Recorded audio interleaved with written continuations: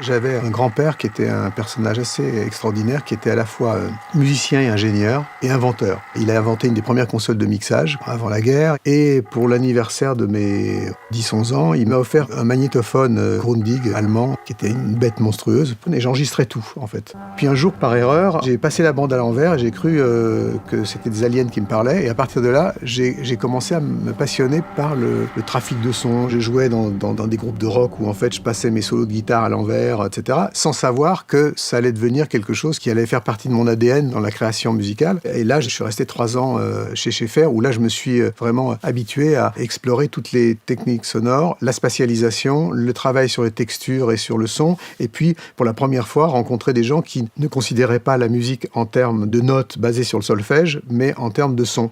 Et au fond, de se dire que la différence entre un bruit et la musique, c'est finalement la main du musicien ou l'intention du musicien. J'ai toujours considéré que la mélodie était quand même au centre de la musique. Et donc, moi, ce qui m'intéressait, c'était donc de créer, au fond, un pont entre l'expérimental et puis la pop, d'une certaine manière.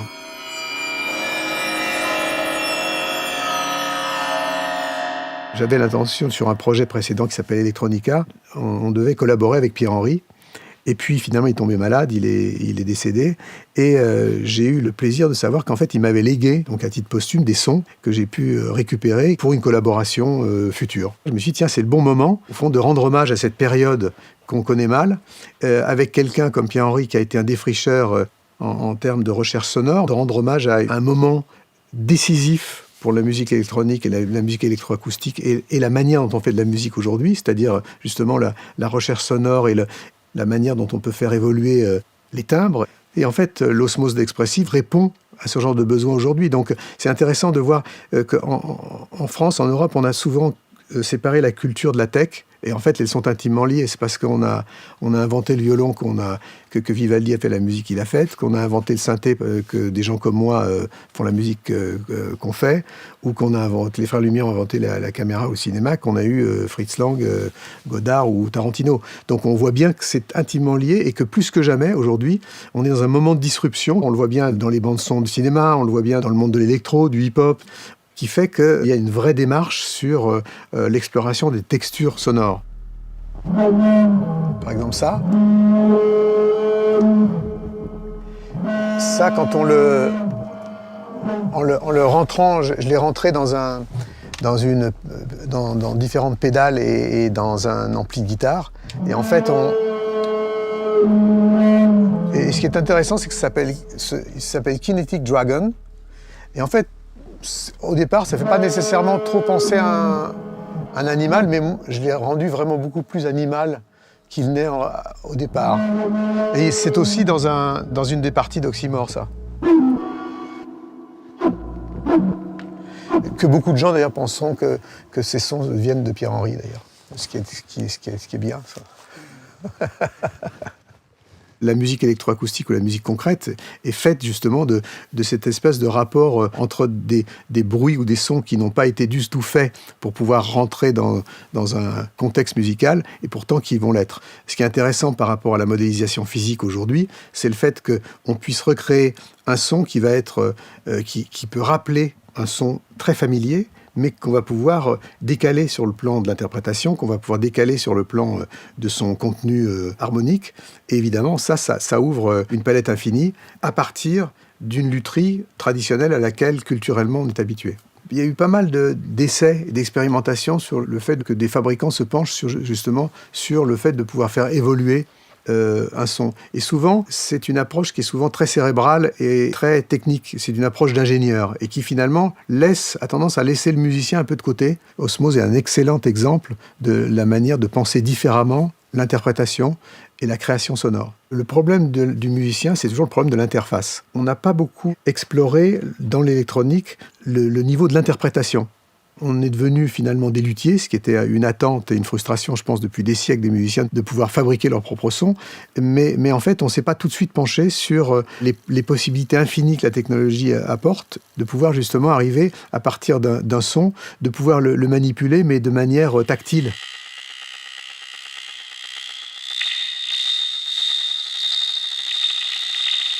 Pour moi, ce qui rend Osmose aussi assez spécifique et assez particulier, c'est le fait qu'on est face à un instrument qui nous renvoie à une lutherie totalement traditionnelle. Une lutherie qui rappelle le piano, qui rappelle le clavecin. Et quand on commence à mettre ses mains dessus, on s'aperçoit que, presque de manière mystérieuse, qu'on peut faire totalement autre chose. Et du coup, c'est ce sentiment d'exploration qui n'a pas besoin de manuel, qui n'a pas besoin d'explication, mais qui fait qu'on est en prise directe avec une manière mystérieuse de faire évoluer un son de manière totalement inattendue.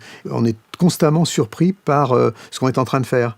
Et donc cette notion d'émerveillement, elle est aussi très importante par rapport à l'inspiration, par rapport à la création, par rapport à la composition, la notion d'accident aussi. Ce qui est intéressant avec Osmose, c'est qu'on peut créer ses propres accidents. C'est-à-dire comme disait Salvador Dali, nous ne sommes pas où nous allons.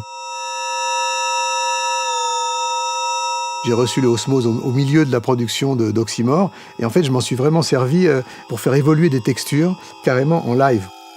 Chacun peut l'approcher d'une manière spécifique. Les concepteurs ont mis à disposition des musiciens suffisamment de possibilités de faire varier l'évolution d'un son pour arriver à être pertinent aussi bien dans un contexte de hip-hop, de rock, de musique classique, de jazz ou d'électro.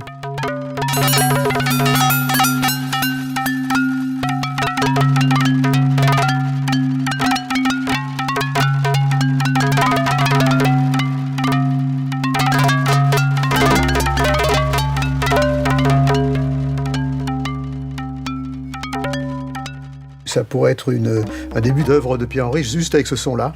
Il pourrait faire ça pendant 3 quarts d'heure. Quand on écoute un son comme celui-là,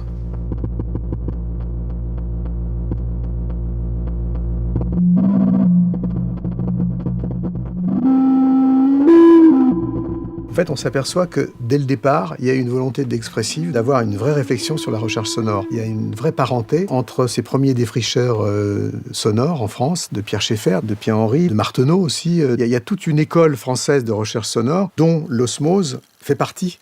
Et je pense que, d'une certaine manière, Osmose lui rend hommage. Ce côté un peu Alice au pays des merveilles, quoi. C'est la simplicité d'accès, c'est l'accès direct à un résultat.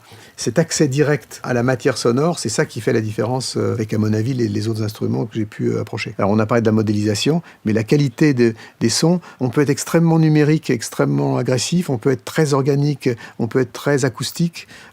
Ça recouvre une palette sonore très très large. Et je sais pas comment vous arrivez à vous démerder avec ça, mais c'est très fort parce que je pense pas qu'on puisse le comparer sur ce plan-là aussi, mais sur le plan sonore, il y a une grande diversité et toujours une grande chaleur.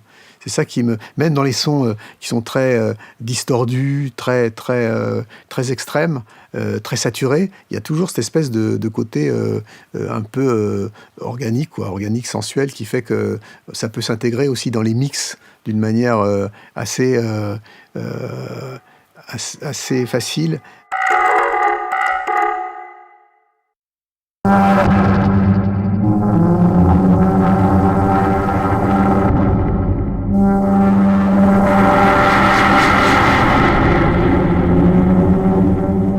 Alors, ce qui est intéressant, c'est qu'il y a 2 sortes de sons dans Osmose qui sont des sons féminins et des sons masculins, je dirais. Il y a des choses qui sont... je parle encore une fois dans les textures et tout ça, je me suis vraiment concentré là-dessus. Et...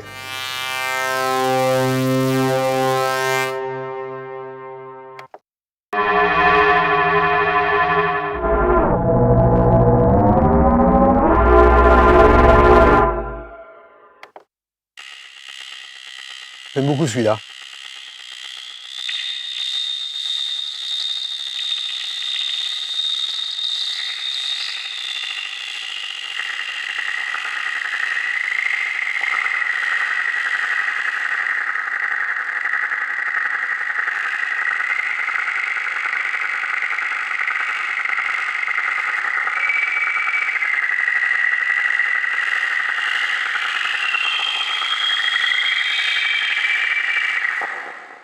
Ça sont tous des sons d'Osmose que j'ai intégré. Et en fait, ce qui est intéressant, il y a beaucoup de gens qui pensent qui ont une sorte de fausse pudeur à dire il faut surtout pas utiliser des presets.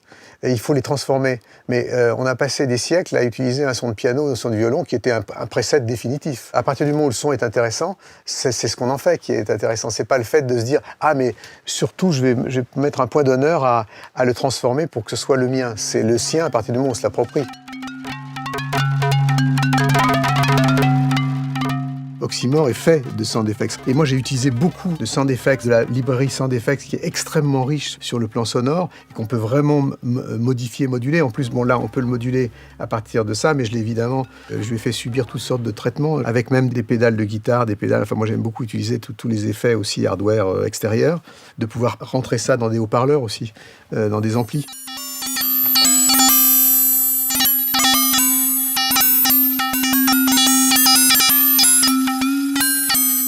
Il y a vraiment cette parenté, ce pont qu'on retrouve absolument pas dans d'autres instruments japonais, américains. C'est pas du tout la même approche sonore. C'est ça qui m'a vraiment séduit. Et cet instrument a beaucoup à dire et a beaucoup à apporter à des musiciens d'autres cultures, d'autres pays. Des musiciens indiens comme A.R. Rahman, par exemple, que j'aime beaucoup, qui a une approche évidemment liée à son pays d'origine, à l'Inde, et qui forcément va pouvoir prendre de cet instrument quelque chose qui en fait va être lié à ses racines.